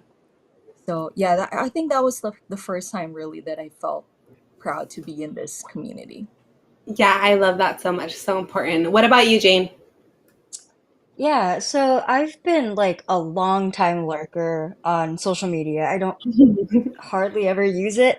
Mhm. Um, but it was crazy to finally like see this in person because I had never met a wheelchair user before. I'd never met someone else with Ehlers-Danlos syndrome before. It was literally everything was a first for me. I had never flown on a plane with my chair before. Mhm. And that was interesting, especially when they leave you without an aisle chair at the airport. But it was just so crazy to finally be eye level with everyone, and that is just so important because, like, I had really felt ashamed that I needed mobility aids, especially when I was first diagnosed, and I was really, really pushing myself to a point where it was getting really unhealthy. And I took a while for to realize that I do need these mobility aids and that I am valid and that what I am feeling is valid and I can feel grief and anger and be pissed and say, why the fuck is this happening to me? Um, and to finally kind of meet other people who felt the same way really was so validating. Mhm. And I just registered with Boundless Babe Society, and I'm Woo! really excited to work with everyone and kind of just be be me and figure out who that is, with everything else going on. I love that for you. And that's so amazing. All those first, like, they motivate you and empower you so much. And like you said, like, being with people that literally are thinking my thoughts and being validated in that way is like something so special. And that really helps a lot. What about you, Elena? Okay, well, first of all, oh, you just dropped straight bars about the mobility aids. Like, that has been me for the past few months. Like, I had to get a new walker. I had to start using my crutches. I had to start using all these different things. And I'm like, oh, I don't want to. I don't need them. I don't need them. And I think it was really helpful at the Rolettes, like seeing people with all sorts of mobility aids. It's like, I need to get over it. I need to get over my own like internalized ableism, and like those thoughts towards myself. Mhm. This is actually my second time attending the Rolettes experience, but I feel like last year I was like pretty shy, and I didn't really talk to anyone because I had never ever seen that many women in wheelchairs, and I was like Mhm. stunned. I was excited, but I was stunned. So I stuck with like one or two people. But this year I tried to like branch out a little bit more, and it was really, really cathartic for me. The only other like time that I get to be around other people in the disabled community is when I go to wheelchair sports camp in Santa Barbara, and that's Mhm. from ages like 6 to 21, and I've been going since I was 7. And while that was already so helpful for me when I was a kid, but the thing is, like you know, and you become like a little family. But I always felt like I never really connected with anyone. That there were not a lot of girls that were like around my age and around like had the same interests as me, and so being at the Rolettes this year, realizing like, oh my God, like we all have so much, we're all so different. We all have so much in common. It was super like cathartic, and it really kind of like has helped me be a little bit kinder to myself and easier on myself. Um, oh my God, hi, Keelan. No, I think somebody else knew you guys too. I'm trying to go through it right now too. Um, Caitlin, did she go to audio? That was one of the questions they're talking in the chat. Sorry. Yes, I totally feel you. And realist experience can be very intimidating. A lot of people don't realize that I was extremely shy at first too. I did barely talk to anybody. I was in a huge hospital wheelchair. I hated my life. My mom has like these low-key stalker pictures of me where I'm like on the dance floor just hating my life completely.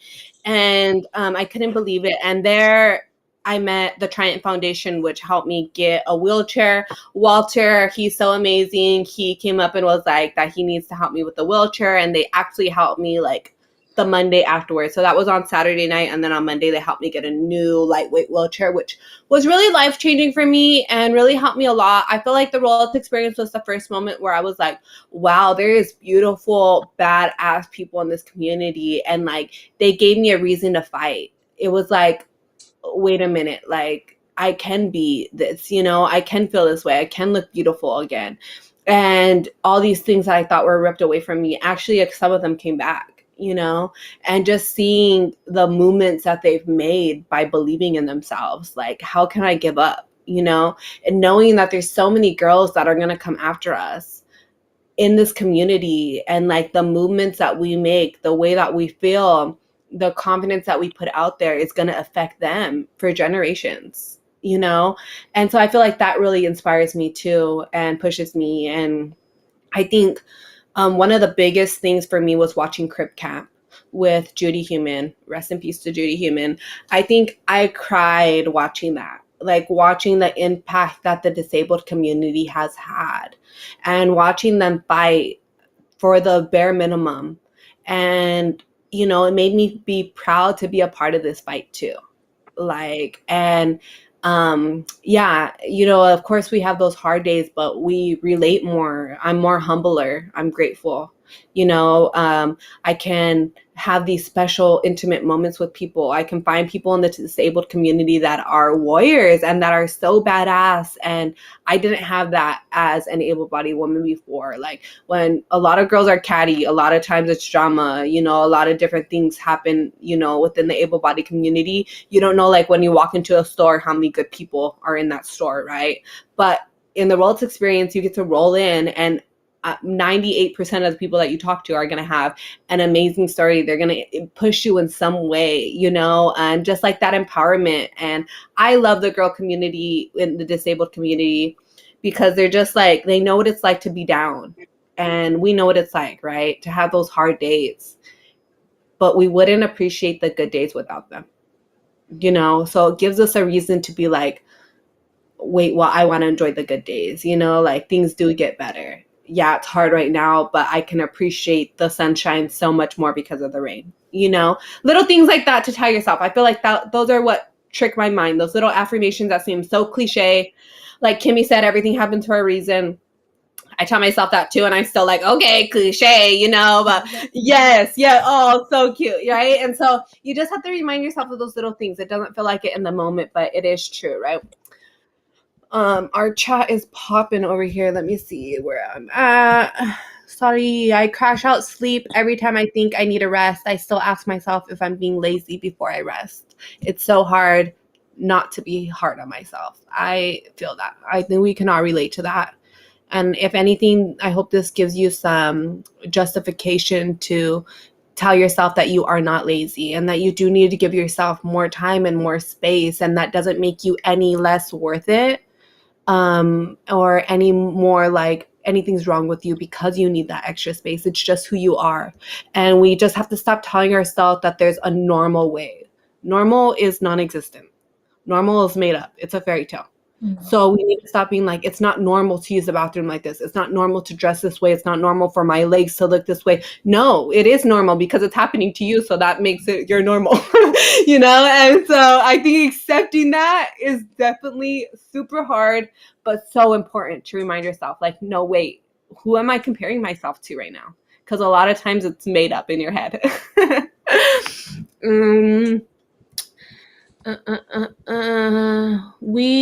It took my accident to make myself realize I needed to set specific boundaries. Yeah, exactly. I don't know who I would be without my disability. Honestly, it helped me realize so many things about myself. As much as it sucks, like, I'm grateful for it because I have opportunities that, you know, have made me into a stronger person. And I know that I have like a purpose and a path and everything, and I wouldn't be here without it. So yes, 1,000%. Olivia said, I followed you guys on IG. Feel free to chat when you're having a bad day. Mr. Wills, what up, ladies? Live to Roll women are amazing. Thank you so much, my man. Hello, Daryl. I've been following RE for years and following a lot of the women for years. Yeah, it's kind of expensive and a little nerve-wracking to go, but I think it is highly worth it, especially if you put yourself out there and you make a point to talk to people and make friends. I think it's the hardest thing to do, but it's so rewarding, right? And so you kind of have to go in with the mindset of like, this is going to be a little weird. I'm going to probably experience some things and some emotions that I'm not used to, but I need to just get out of my comfort zone. This isn't the event to stay in your comfort zone. You I made it felt easy, kind of Brianna, to creepy. talk to people, actually. So, Yeah, Yeah. you had a hard yeah. time, Kimy, did you say? No, it was like it was a lot easier for me to talk to Oh, people, oh, especially uh-huh. people like you, because you're outgoing and friendly, so Yeah, you can't have like two shy people and like expect something, I guess. it's so hard. It's so hard to kind of determine. But Hard what to I kind start of tell something. everybody is like, you're not going to vibe with everyone. Like, don't let your first weird encounter stop you from making another encounter. That's kind of what I have to say. Because, oh no, Kimy. Hopefully she reconnects. But yeah, so Jane, did you have a harder time talking to people this year? Yeah, so I felt kind of creepy because it's like I follow all these people on Instagram and I know who they are, but they don't know who I am.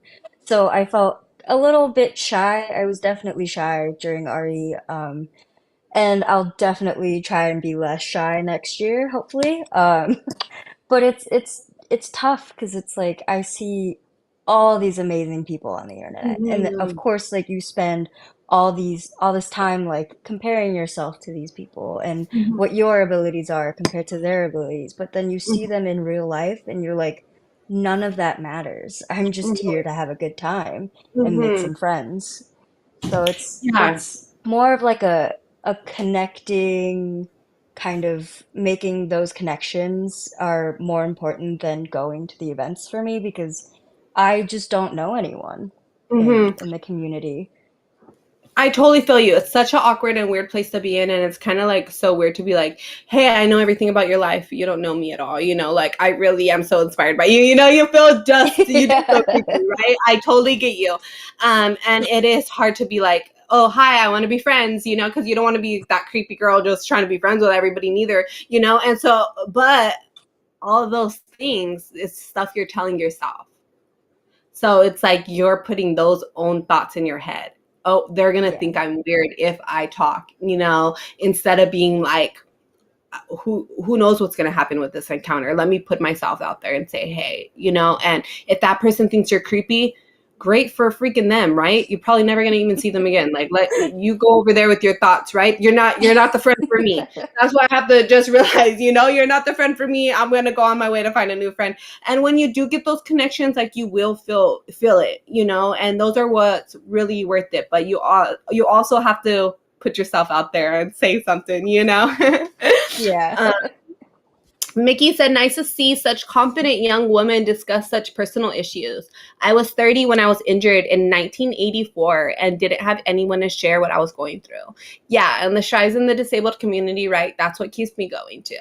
It's just realizing like we are making a difference. And, Jane, it may be hard to relate yourself to all these other girls, and feel like, why am I going to put myself out there when they have all these other girls to talk to and follow? But it's like, there's going to be that girl in the hospital or that girl in their bed feeling that lonely that is going to relate to you.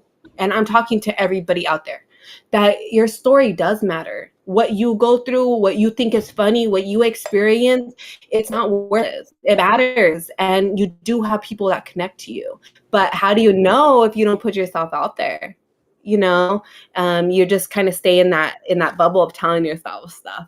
So I think that's the lesson for today is kind of remembering how we're self-talking. What of this negativity are we putting on ourselves? Like sometimes I have to tell myself, like, wait, who told you that? Like, who told me that? Like, nobody. I made that all up in my imaginary head. Like my mind can be wild, and so I have to kind of stop that too and be like, wait, that is not a fact. Your thoughts are not facts. And sometimes I feel like because we think it's true, and that is by all means not the reality of it. So just Yeah. reminding yourself of that for sure. And I was wondering, like, I had my first experience with a devotee this year, which was like pretty Oh, you scary. did. I totally forgot about that experience. Go ahead Yeah, and spit. just because like there's like because you guys are here and this is like a space to talk. You guys are all a little bit older than me. I was wondering if you guys had like known about devotees or like how do you manage that? How do you not let it like swallow you whole because it's really scary because I realized like some experiences that I had in the past that were really traumatizing were like it was a devotee who did those things. And so I was wondering if you guys had any like self-defense tips or just like things that you tell yourself to feel a little bit more safe and secure. Wait, is this in real life or in social media? Because I've never like had this Real experience life. like oh wow. There was Okay, a then I don't guy know like what to tell you. at the pool party, just Well, like being what all happened weird. was there was a guy at the hotel and we had to get him kicked out. He touched me. And he was like asking if I was married and he was being like really inappropriate. And there was other guys too, even in that day. I think there was like 3 that came up to me in that day. And I didn't know that that was a thing at all before that. And it was like really scary. I mean, I have talked to like a couple of other women in chairs and like, yeah, either they've had like some experiences with it or some online or like they have no clue and they didn't know that devotees were a thing either. I So, get Jane weird and Kimmy, messages. yeah, weird messages. So it's more online for you because you guys are Yeah. fairly newly injured as well. So have you guys experienced it like majority online? Mine is For majority online. me, yeah. I am fortunate enough that my partner and I have been together longer than I've been diagnosed. So we kind of went through the transition together, and he's very good at sticking up for me, and it's really, really helpful. But I also have had the I don't give a fuck attitude pretty much my whole life. So I'm really good at just giving people the finger. Hmm. But it is terrified because we are a vulnerable minority group, and people really see that they can take advantage of you, and it's just it's so hard to protect yourself, especially when we're limited in mobility. But I think it is important to kind of seek out those like self-defense training and pepper spray. I freaking love pepper spray. Being around DC especially is just absolutely terrifying sometimes. But it's finding the people that you can go out with and be comfortable with and who will stick up for you as well, I think is really important.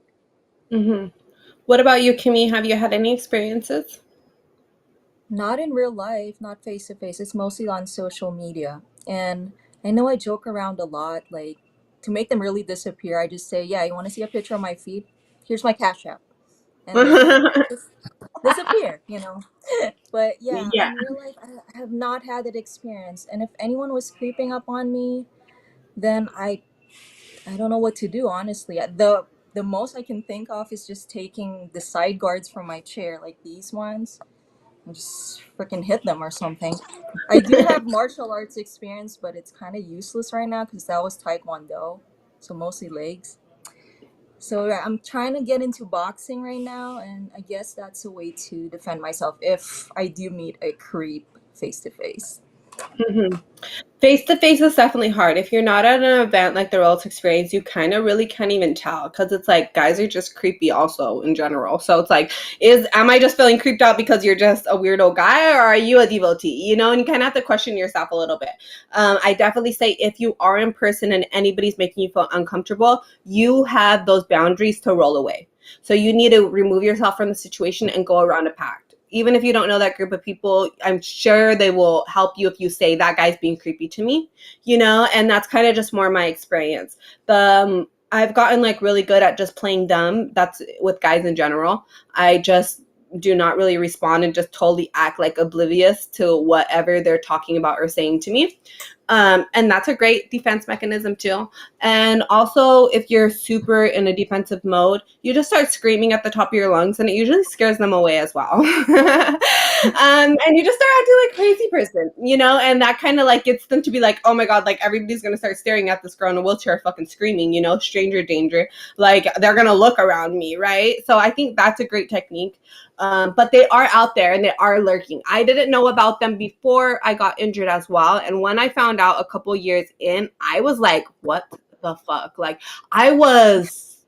I'm still like that. I'm still like, what in the world did you just tell me exists? Like, I'm still like so flabbergasted by it, but I try not to let them affect me.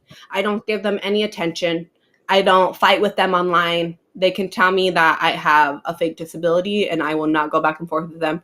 I pretend they're not even there. It doesn't matter if they say, Report and block.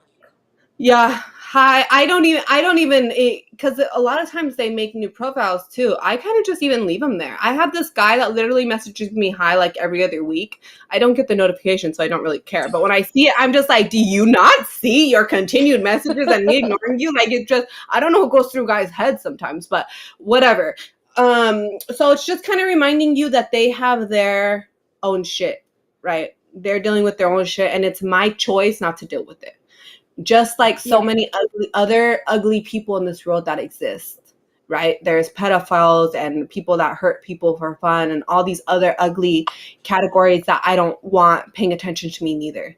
But all we can do is stay safe, watch what you're posting, report and block. They have this new thing where it's block all accounts too. That comes in handy because anything that they make from their IP address can get blocked.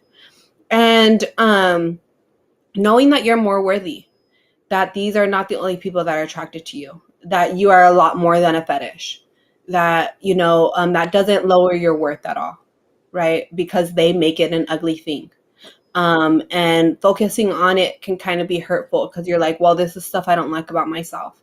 And you're preying on it, and it kind of makes you feel extremely vulnerable.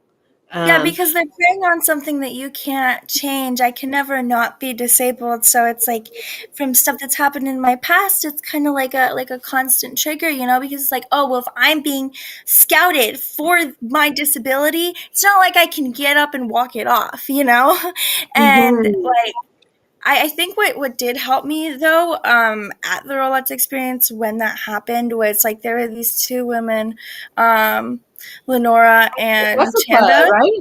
Jessica was and there? Jessica too, I think. But so yeah, yes, yeah. Yeah, Jessica. She's on our team. I remember her coming back to the table and telling me the story, and I didn't even know it was you. She just told me the story on the side, and I was like, "What the hell?" She's like, "I just ran into her in the bathroom." Well, and I was like, "Oh my God."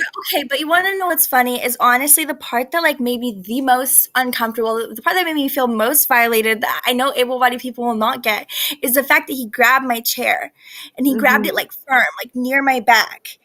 And because then he grabbed my thigh and he grabbed my hand and he grabbed my chair like throughout the like conversation. And part that pissed me off the most was the fact that he grabbed my chair. I'm like, how am I supposed to get away? Yeah, for sure. So some of our comments over here are saying, Yeah. Someone said back punch to boundaries. Yeah, punch regions. them. What I say is, I'm short and my punches aim low, so watch out. Like remind them.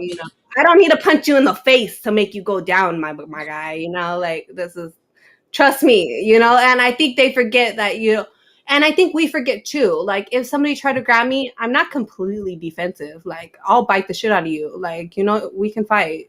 And I don't think that they realize that. So kind of reminding them and coming off a little bit strong, I think, and a little bit more angrier or crazier, whatever route you decide to go, kind of deters the creed. Even if they are just guys, it kind of deters them too. Just acting like a crazy girl, they're kind of like, oh, do I want to mess with this? So sometimes it's just playing in those roles. I know it's hard as a woman, but that's kind of the bullshit we have to fucking go through, right? Olivia said, back to boundaries. Have a pact with you. If you're alone, find a safe spot, take their photo, let them know you're taking it too. Oh, that's a good one. Start recording. Yep.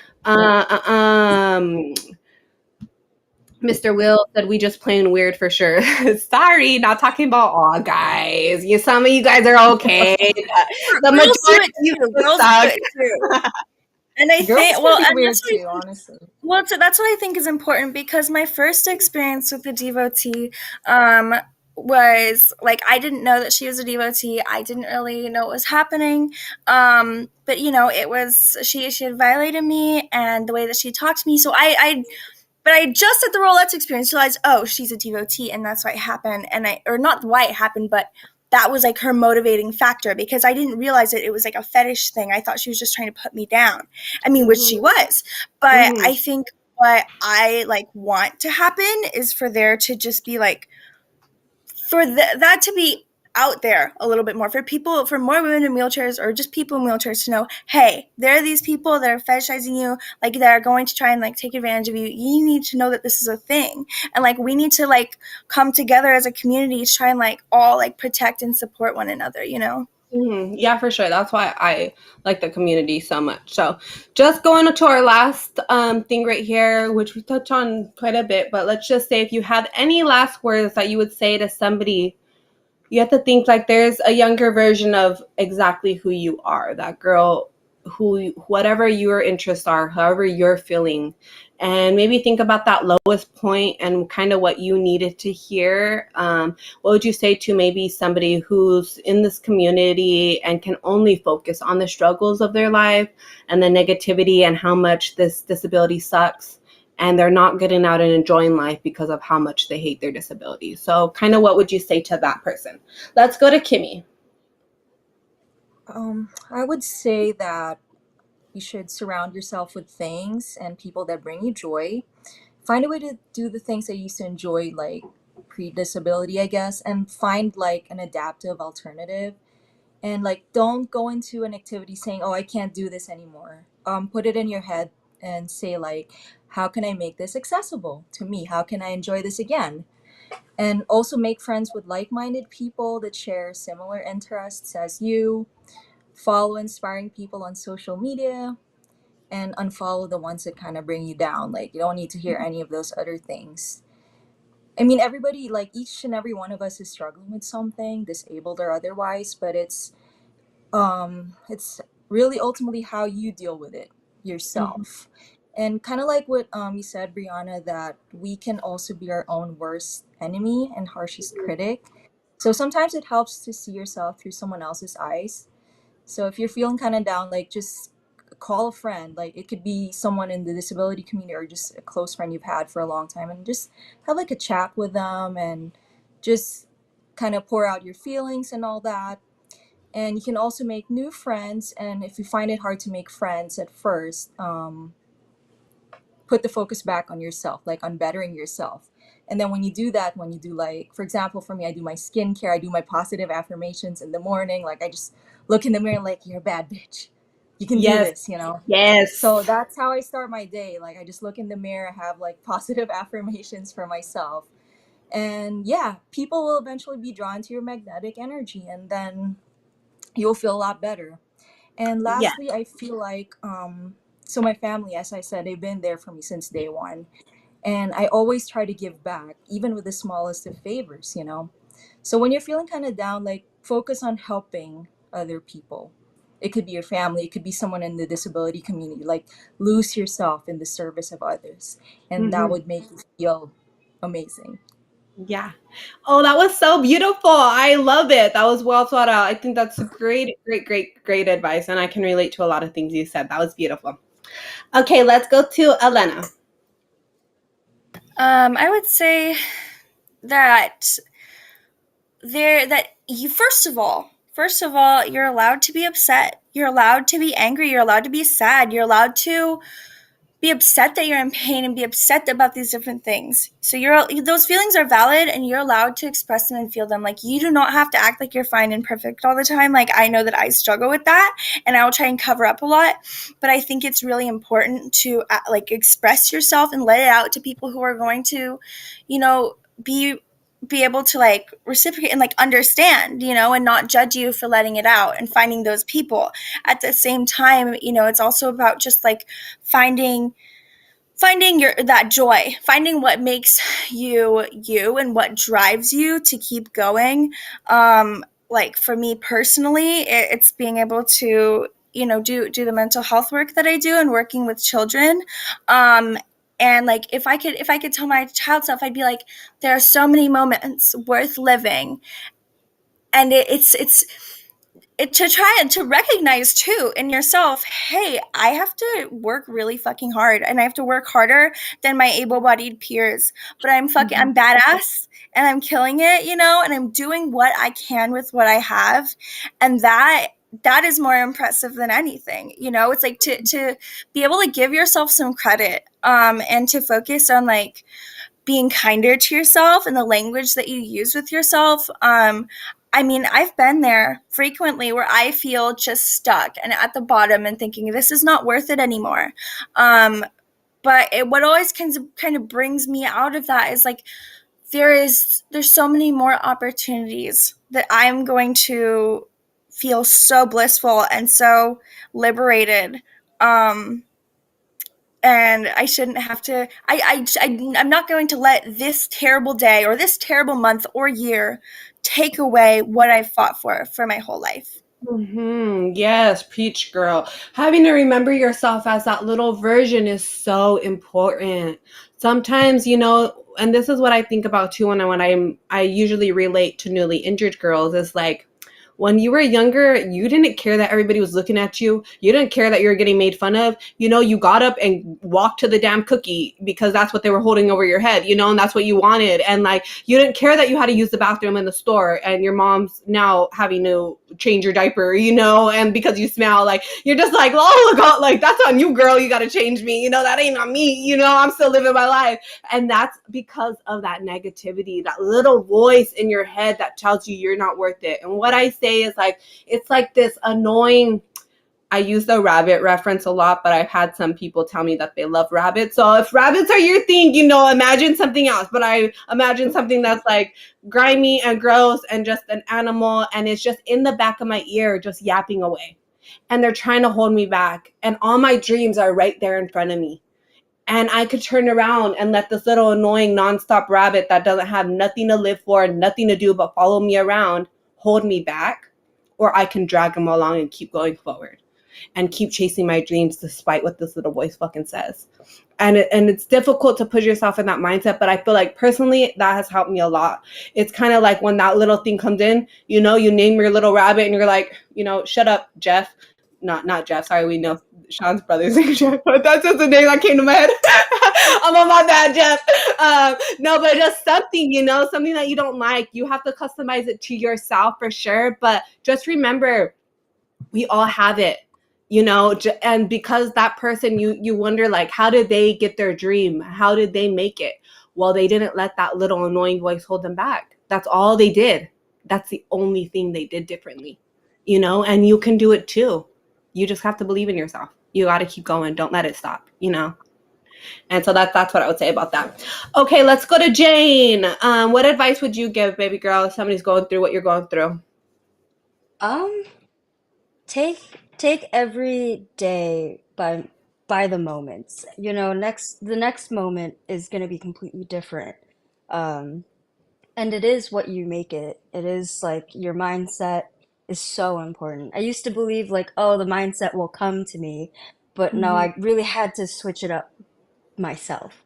Mm-hmm. Um, and the biggest thing for me is finding love, whether that be in a person or in an activity or a place that you love. Go to that place, like talk to that person you love, do the things that you love. And once you kind of figure out what the things that bring you joy and like all the little things that you love will all like kind of culminate into a big thing you love.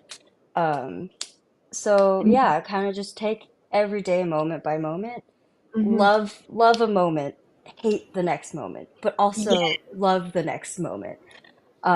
It's okay to feel the grief, feel everything that you need to feel, but then you have to kind of push that all back and then bring the love forward. Mm-hmm. So Yes. yeah, we don't love ourselves enough. So No, totally true. And I even think it's a struggle to like telling your friends I love you, telling your family I love you, and like being like, no, I appreciate you. And telling yourself that too. I appreciate everything you're going through. Thank you. Like I said, it's a love-hate relationship. I don't always cuss her out. Sometimes I need to love her too.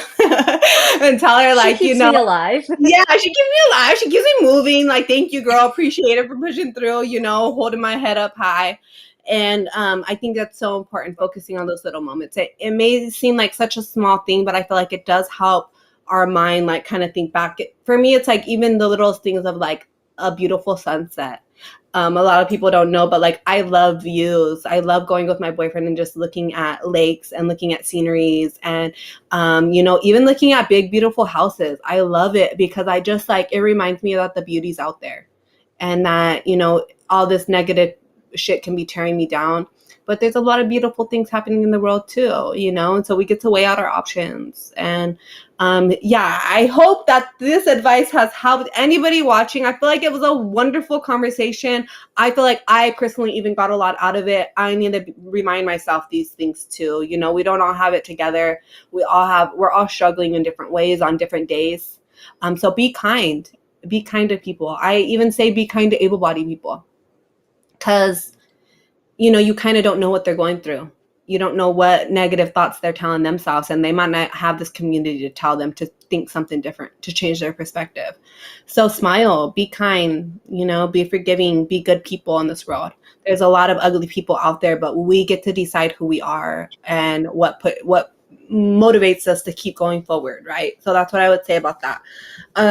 Really quick, Candy said that she had to get somebody kicked out of a bar. Oh no, they just got kicked out because a guy grabbed my face and kissed me out of nowhere. Oh my goodness, did you ball check him? I had that happen too, where this random lady, she softcore kidnapped me, and then she kissed me on the cheek and said, "I love you." She pushed me without my consent. Like, it was weird. Honestly, I don't know what I would do with that. I mean, if it was a guy, I would probably freak out a little more. But if it was a girl, I was like, okay, I love you too. I don't know what the fuck I would do. I would probably be like, whoa, they'll take it back. That's for Okay, hands. yeah. Facing your ego, naming it so you can tame it. Yes, naming it so you can tame it. I love that little saying right there. Gina is my alter ego. Yeah, F that. Just kidding. Okay. I tell all the women in my life that I love them. We should build each other up and our lady neighbors. Yeah, I think sometimes when you're not feeling that positivity, it's hard to shoot it out, right? But it's just reminding yourself daily. We all need that reminder. So telling yourself, like, in the mirror, like Kimy said, no, I'm beautiful. I matter. No matter if you feel not, like, I am unique. I'm special. Like, my voice is amplified because of this disability. Yeah, I have this bullshit, but I have an amplified voice for whatever I want to talk about in this world. Whatever I want to say, people are paying attention to you automatically when you go somewhere. And that's kind of a special thing too, right? So it's kind of like, also, without my disability, I wouldn't be here having this dope ass conversation with you guys, right? It's like, use it to your advantage. yes, it's all these little things. I feel like Weaver said that he can be security. Yeah, I feel like we need some security. I honestly can't speak for why they wouldn't have that. I think it's just like it's growing every year, so they're always like adapting and doing different things, and they might not realize what a problem it has become because it's such a wide talked about conversation, and so many of these devotees follow on social media that they could just easily be creeping in the background, and like that's what kind of sucks, right? But don't let those creepers stop you from living your life, because they're in the corner for a reason. They have problems, right? So it's like,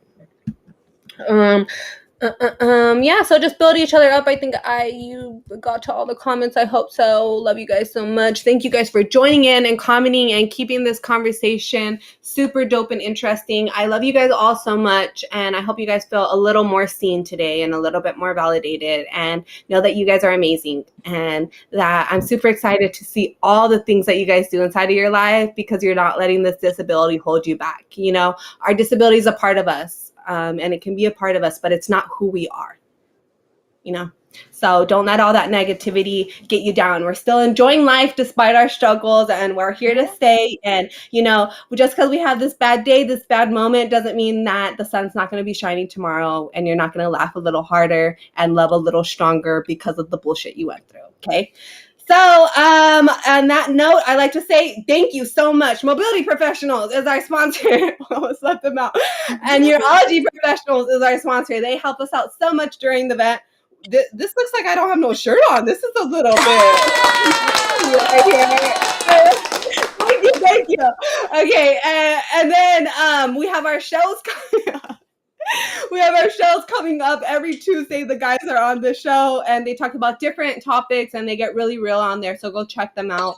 On every other Thursday, I'm on with the women's show. We talk about different women-related topics. If you are interested in being a guest, please send me a message. We're always looking for new, wonderful people to talk to.